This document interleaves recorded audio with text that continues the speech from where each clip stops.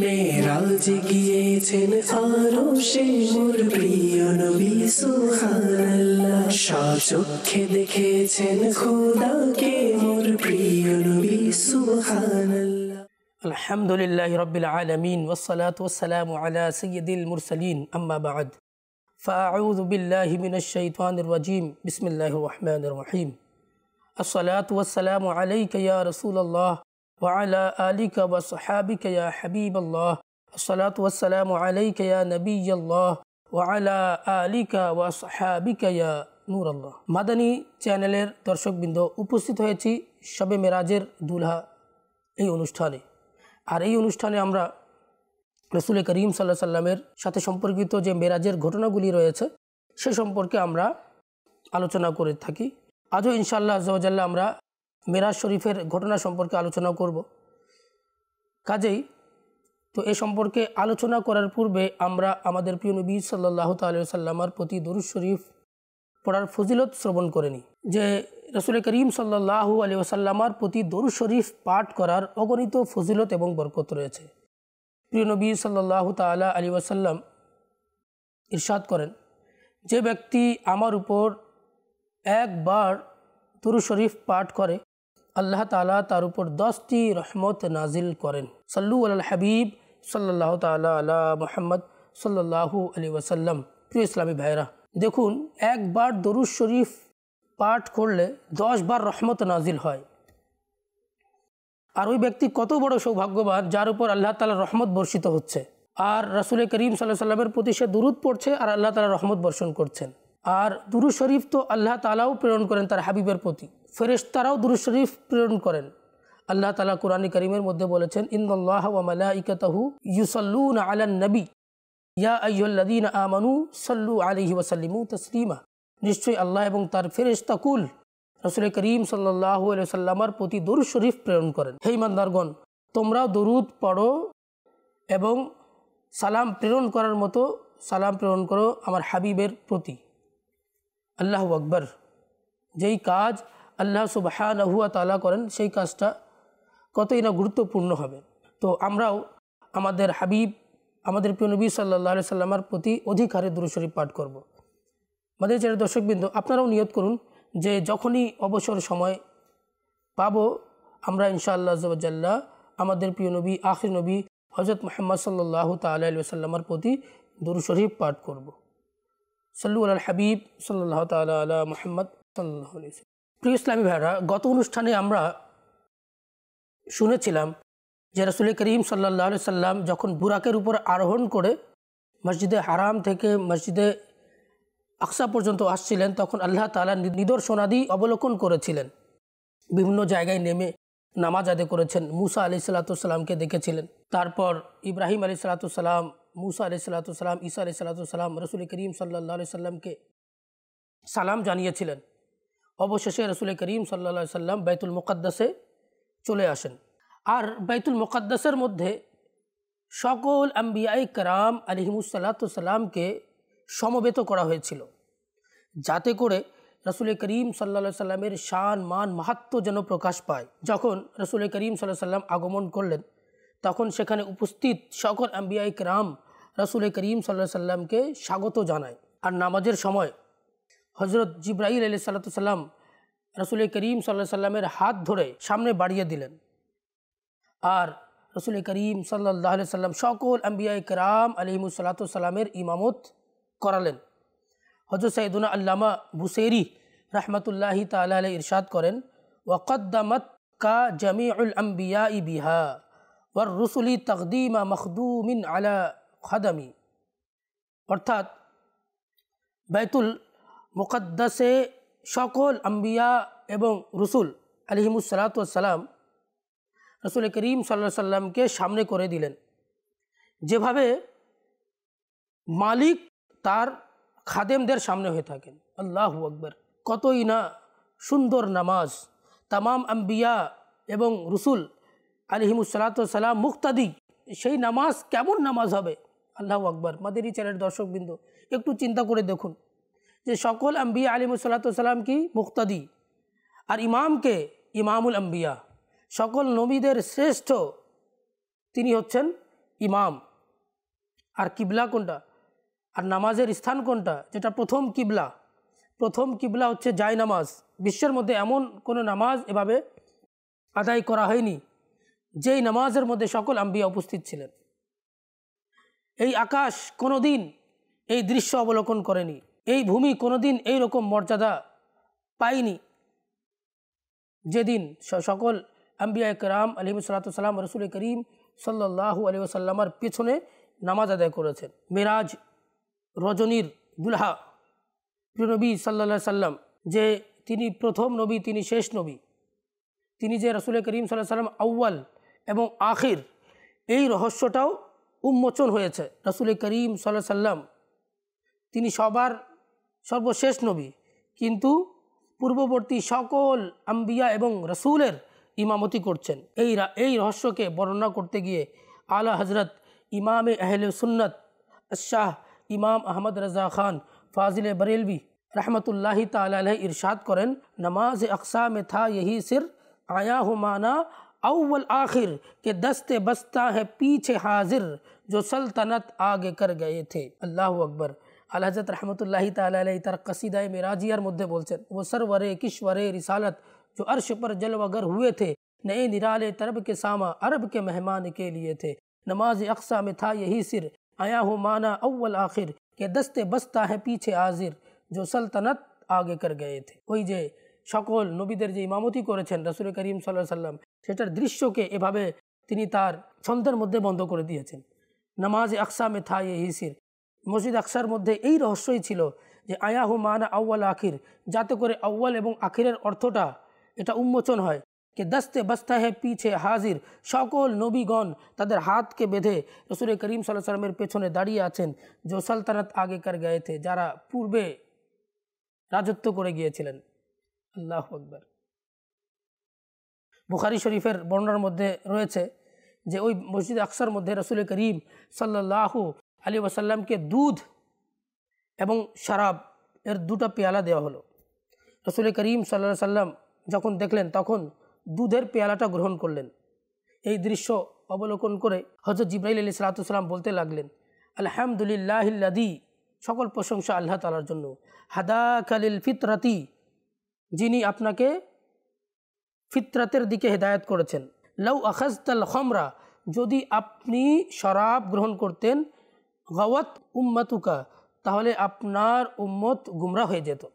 আল্লাহু আকবার। আমাদের উম্মতে মুহাম্মাদিয়ার জন্য আমাদের শরীয়তের মধ্যে শরাব হারাম, মদ পান করা হারাম। আল্লাহ তাআলা মদ এবং জুয়া হারাম করে দিয়েছেন। আল্লাহ তাআলা যেন আমাদেরকে মদ এবং জুয়া থেকে বাঁচার তৌফিক দান করুক। হ্যাঁ, দুনিয়াতে যদি মদ থেকে বেঁচে থাকতে পারেন মাদিচারের দর্শকবৃন্দ, তাহলে কিয়ামতের দিন যখন জান্নাতে প্রবেশ করবেন, জান্নাতের মধ্যে ইমানদারগণকে শারাবান তুহুরা পান করানো হবে। আল্লাহু আকবার। সেটা পবিত্র থাকবে, সেটার মধ্যে কোনো দুর্গন্ধ থাকবে না, সুগন্ধময় থাকবে।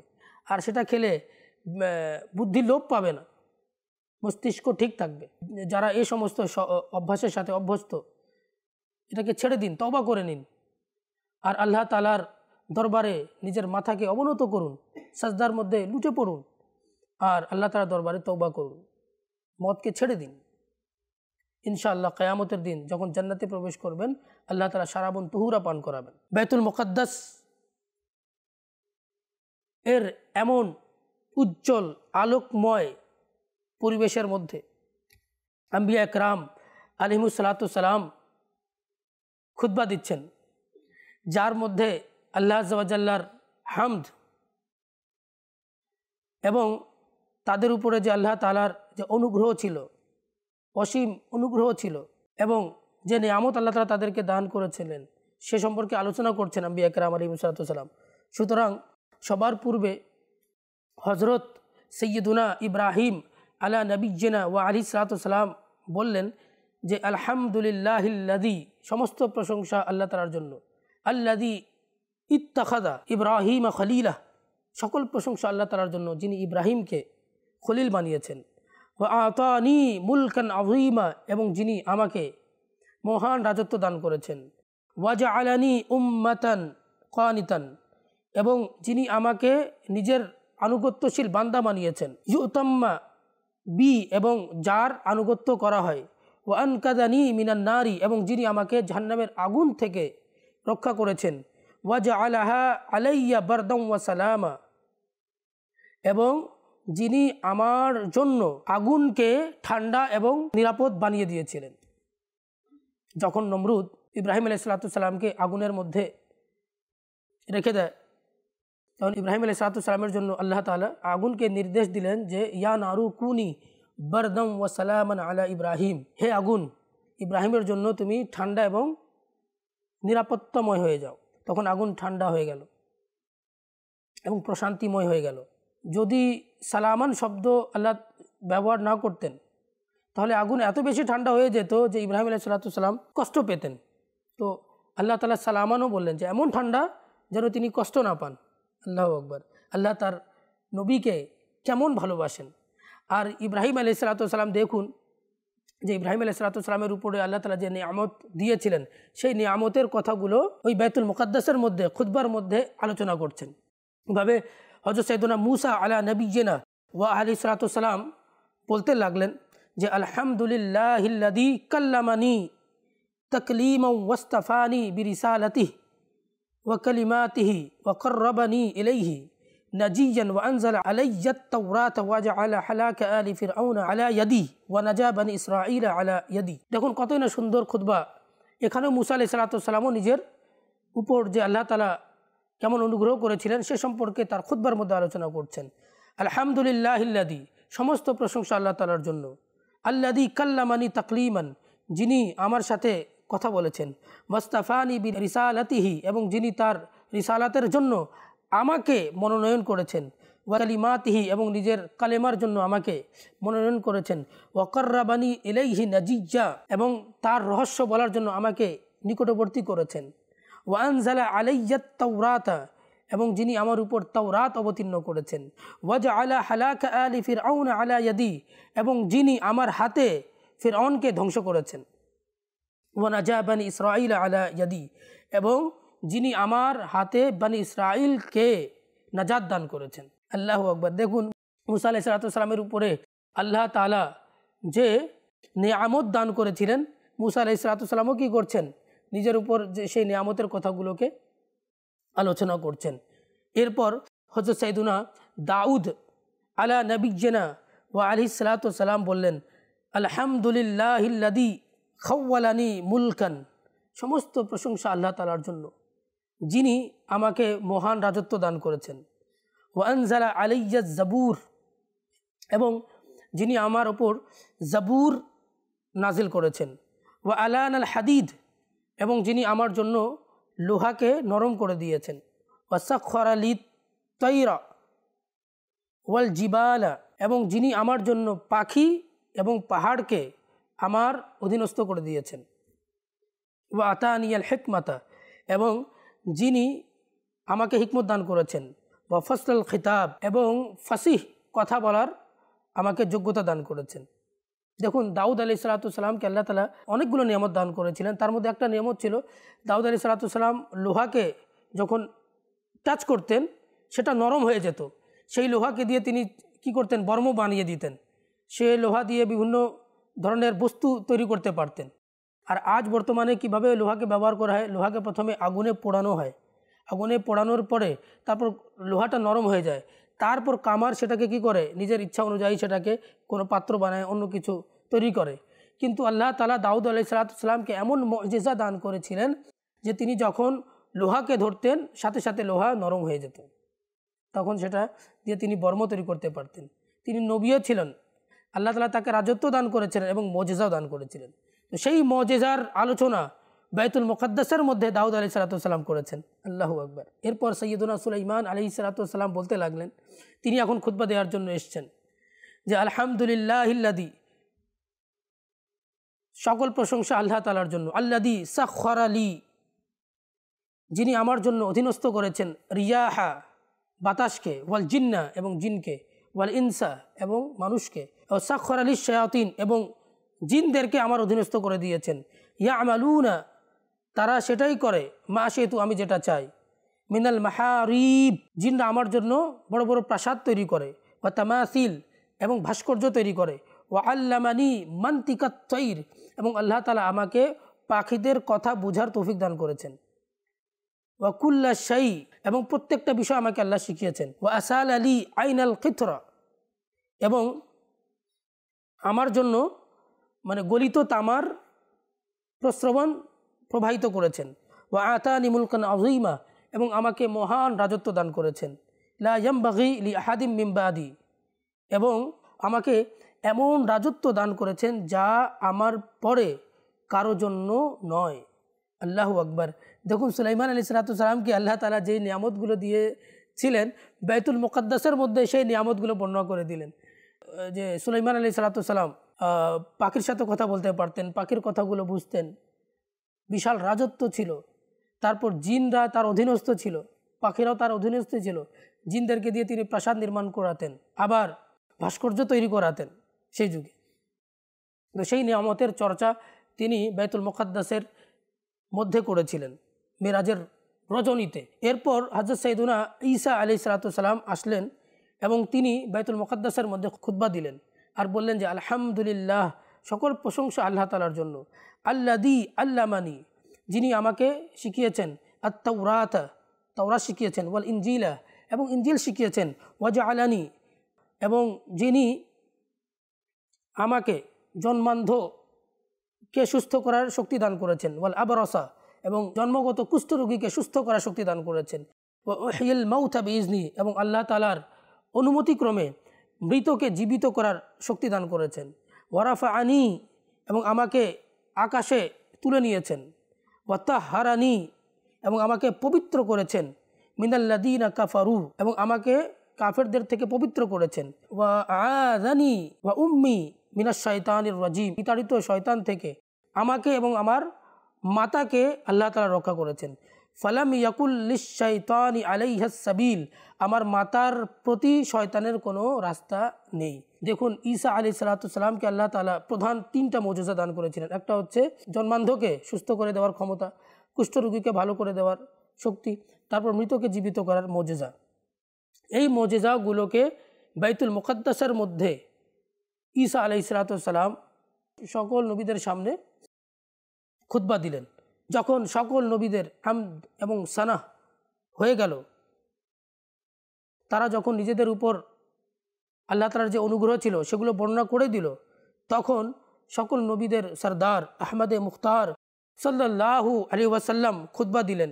আর খুতবার পূর্বে রাসূল করিম সাল্লাল্লাহু আলাইহি ওয়াসাল্লাম আম্বিয়ায়ে কেরাম আলাইহিমুস সালাতু সালামকে বললেন যে তোমরা সবাই আল্লাহ তাআলার প্রশংসা করেছো, এবার আমি আমার রব আজ্জা ওয়া জাল্লার শান-মান বর্ণনা করব।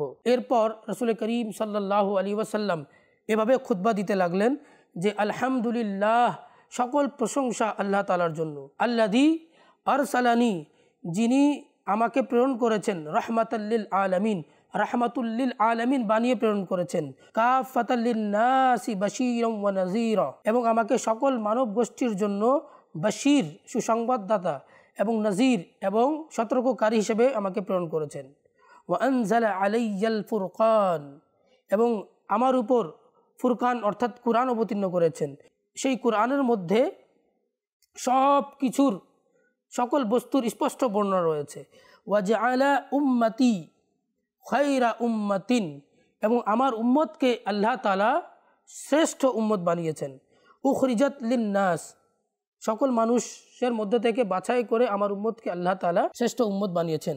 ওয়া জাআলা উম্মতি উম্মাতাম ওয়াসাতা, এবং আমার উম্মতকে মধ্যম উম্মত তথা শ্রেষ্ঠ উম্মত হিসেবে আখ্যা দিয়েছেন।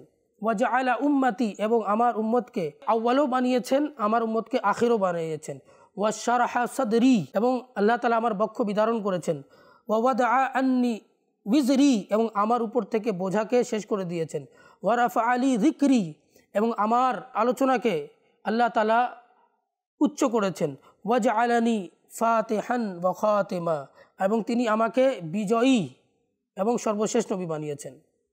এটা শোনার পর হযরত সাইয়্যিদুনা ইব্রাহিম আলা নবিয়্যিনা ওয়া আলাইহিস সালাতু ওয়া সালাম বললেন, এই কারণে হে মুহাম্মদ সাল্লাল্লাহু আলাইহি ওয়াসাল্লাম, আপনি সকল নবীদের চেয়ে শ্রেষ্ঠ। আল্লাহু আকবার। আমাদের প্রিয় নবী সাল্লাল্লাহু আলাইহি সাল্লামের কেমন শান, কেমন মর্যাদা যে হযরত সাইয়েদুনা ইব্রাহিম খলিলুল্লাহ আলা নবিয়্যিনা ওয়া আলাইহিস সালাতু সালামও আপনার শান মান বর্ণনা করেছেন। সকল আম্বিয়ায়ে কেরাম আলাইহিমুস সালাতু সালাম আপনার ফজিলত বর্ণনা করেছেন। আলা হযরতের ভাষ্য মতে যে খলক সে औलिया, औलिया से रसूल और रसूलों से आला हमारा नबी, मुल्क कौनैन में अंबिया ताजदार, ताजदारों का आका हमारा नबी। মাদানী চ্যানেল দর্শকবৃন্দ, আজ এই পর্যন্ত। আমরা আগামী অনুষ্ঠানে আবারও মেরাজ শরীফের ঘটনা নিয়ে, মেরাজ শরীফ সম্পর্কিত বিষয়াবলী নিয়ে আপনাদের সম্মুখে উপস্থিত হব। ততক্ষণ পর্যন্ত আপনারা ভালো থাকুন, সুস্থ থাকুন, মাদানী চ্যানেল দেখতে থাকুন। সাল্লু আলাল হাবিব সাল্লাল্লাহু তাআলা আলা মুহাম্মদ সাল্লাল্লাহু তাআলা আলাইহি ওয়াসাল্লাম। মেরাজ গিয়েছেন আরশে মোর প্রিয় নবী সুবহানাল্লাহ, স্বচক্ষে দেখেছেন খোদাকে মোর প্রিয় নবী সুবহানাল্লাহ।